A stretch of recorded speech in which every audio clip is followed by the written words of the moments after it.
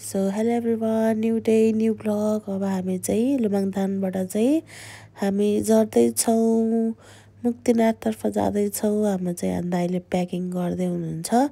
हामी चाहिँ खासमा हिँड्ने भनेको चाहिँ 6 बजे कि 7 बजे हो। अनि हामी चाहिँ ढिलो उठेर त्यही माथि चाहिँ खाजा नि ढिलो खाएर चाहिँ हामी 8 बजेतिर बल्ल हिँड्न लाग्छौँ कि है। अनि यहाँ बस्नुभएको छ आन्टी। अनि यहाँ देख्न सक्छौँ भ्यू, कति राम्रो देखेछ भ्यू चाहिँ। अनि हामी भ्यू हेर्न सक्छौँ कस्तो राम्रो देखेछ। अनि बाटोमा चाहिँ यिनीहरू निन्द्रा पुगेन चाहिँ क्या हो, यहीँ गाडीमै सुत्यो। ओहो, यस्तो झगलो झगलो बाटोमा कसरी सुत्छ क्या। अनि म चाहिँ उठिरहेको थिएँ। अनि म चाहिँ भ्यू हेर्दै क्याप्चर गर्दै हिँडिरहेको थिएँ। अनि हामी चाहिँ इन्जोय गर्दैथ्यौँ। आज चाहिँ हामी चाहिँ पछाडि बस्न पाएको थियो। अनि हामी चाहिँ पछाडि बसेको थियौँ। अनि आन्टी चाहिँ अगाडि बस्नुभएको थियो। अनि भाइ, अङ्कल अनि बहिनी बिचमा। अनि हामी 3जना चाहिँ पछाडि बसेका थियौँ। अनि आज चाहिँ धेरै टाइम लाग्दैन, किन भन्दाखेरि जाँदाखेरि मात्रै एकदम टाइम लागे जस्तो हुन्छ। अनि झर्दाखेरि चाहिँ त्यस्तो टाइम लाग्दैन नि त। अनि त्यही भएर चाहिँ हामी चाहिँ कम्फर्टेबल भएर बसेको थियौँ। हिजो माथि चढ्दाखेरि त यति गाह्रो भएको थियो नि। अनि त्यहाँ चाहिँ सुत्न सकेको थिएन। अनि आज चाहिँ जे झर्दाखेरि चाहिँ राम्रो थियो, राम्रो र छिटो पुग्छ भनेर चाहिँ एक्साइटेड भएको थिएँ म चाहिँ। सो हामी चाहिँ जाँदै थियौँ। हामी चाहिँ कागबेनी अलि नबस्ने, अहिले फर्किँदाखेरि बस्ने भनेर भनेको थियौँ। अनि हामी चाहिँ मुक्तिनाथ दर्शनको लागि जाँदै थियौँ। अनि हामीले यहाँ देख्न सक्छौँ भ्यू, सिनेरीहरू यस्तो राम्रो देखेको थियो कि है। ओ माई गड, यस्तो राम्रो देखेको थियो नि। हिजो पनि यस्तो गाह्रो भएको थियो कि मलाई, लिटरली यस्तो गाह्रो भएको थियो। अनि मैले चाहिँ पेन किलर खाएर सुत्दै थिएँ। अनि त्यहाँ चाहिँ बेलुका चाहिँ भाइलाई चाहिँ एकदम गाह्रो भएको थियो अरे। भाइले चाहिँ उठाउँदाखेरि पनि म उठिनँ अरे कि, त्यस्तो गहिरो निन्द्रामा थकित अवस्थामा थिएँ कि म। अनि भाइले चाहिँ उठाएको थियो अरे, दाइलाई नि उठाएको थियो अरे। दाइले नि केही रेस्पोन्सै गरेन अरे। अनि हामी चाहिँ सुत्दैछौँ, बिचरा उसलाई चाहिँ रुगा लागेरहेछ। अनि साइनेक्स खोजेर खाएर अनि बल्ल सुतेछ कि। अनि गाह्रो भएको थियो है। अनि जे होस् गाह्रो भयो नि, जे होस् म अप्पर मुस्ताङ गएर आएँ कि गाइस। ओ माई गड, म त सक्दिनँ होला भनेको थिएँ, मैले चाहिँ सकेँ।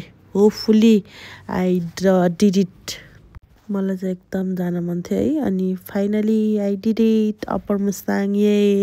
अब चाहिँ सायद म बाटो बनेपछि नै आउँछु होला है। किनभने बाटो चाहिँ एकदम डेन्जर छ, आफ्नो साधन लिएर जान पनि एकदम रिस्की हो। हामीले त्यहाँ कतिजनाले देख्यौँ कि बाइक बिग्रेर बनाउँदै गरेको अवस्थामा नि देख्यौँ। अब हाम्रो देशको नेपालको बाटो कहिले बन्छ, अब फेरि हामी कहिले जान्छौँ। अब म सायद बाटो बन्छ गए पनि नगए पनि म भिडियो चाहिँ स्योर हाल्छु है गाइज। यहाँ चाहिँ मेरो क्लिपहरू हटेछ है। भाइले चाहिँ यहाँ मार्फमा चाहिँ ड्रेसहरू लगाएको भिडियोहरू चाहिँ गायब भएछ। एकदम मन कत्लायो। माई गड, सेट भयो नि त मलाई। सो गाइज, हामीले चाहिँ यहाँ देख्न सक्छौँ गेट बन्दैछ है। मैले चाहिँ नोटिस गरेको थिएन पहिला चाहिँ। अनि अहिले चाहिँ बन्दै रहेछ। त्यही पनि हामी साइडबाट जानुपर्ने हुन्छ किनभने यो बनेर आएको छ। अनि यहाँ देख्न सक्छ हामीले स्याउबारी है। अनि स्याउबारीमा हामीले चाहिँ मार्फामै गएर किन्ने भनेको थियौँ स्याउ है। अनि त्यही भएर चाहिँ हामीले किनेको थिएनौँ। अनि त्यहाँपछि हामी जाँदैछौँ। अनि ठ्याक्कै त्यो हिमालको तलपट्टि हो कि मन्दिर चाहिँ। अनि जान त गइसकेको हो, तर पनि ठ्याक्कै हिमालको तलपट्टि हो भनेर चाहिँ बल्ल दाइले आज भन्नुभयो। अनि बल्ल थाहा पायो है। अनि हामी चाहिँ इन्जोय गर्दै गएको थियौँ भ्यूहरू चाहिँ। हामी चाहिँ सबैजना एक्साइटेड थियौँ है। अनि त्यहाँपछि चाहिँ हामी जाँदै थियौँ। अनि हामी सबै भ्यू हेर्दै रमाउँदै थियौँ है गाइज। सो अनि हामी इन्जोय गर्दा गर्दा चाहिँ हामी आइपुग्यौँ पार्किङ जोनमा है। यहाँ चाहिँ अहिले चाहिँ त्यस्तो ब्याग चाहिँ थिएन, हल्का फुल्कै थियो।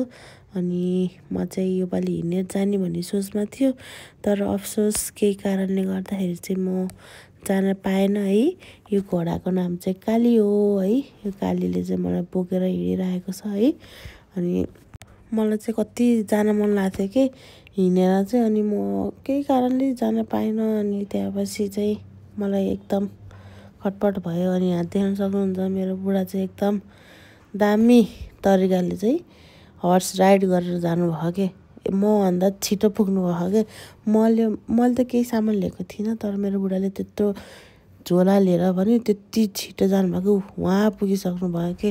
अब त्यो घोडा लिएर हिँड्ने दाइहरूलाई पनि कति दुःख हुन्छ होला है, यहाँबाट वहाँसम्म पुगेर जानुपर्ने है। अनि यहाँ देख्न सक्छौँ हामीले हाम्रो शुभम भाइ है। शुभम भाइ पनि मैले गर्दा चाहिँ सबैजना चाहिँ घोडामा चढ्नु पऱ्यो कि, बिचरा यिनीहरू त सक्छ नि त हिँड्न। अनि यिनीहरू चाहिँ मेरै कारणले घोडामा बसेर गयो। अनि यहाँबाट चाहिँ हिँडेर जाने मान्छेहरू चाहिँ यहाँ सिडीबाट जानुहुन्छ, अनि हामी चाहिँ घोडाबाट जाने मान्छेहरू चाहिँ यताबाट जान्छौँ है त।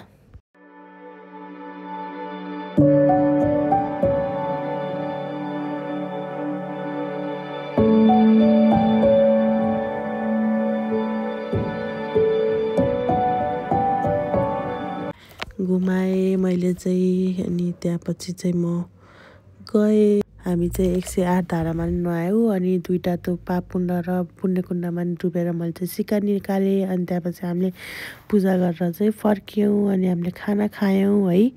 अनि त्यहाँपछि चाहिँ हामी झरेर तुम्बाताल गयौँ। तुम्बाताल आएर चाहिँ हामी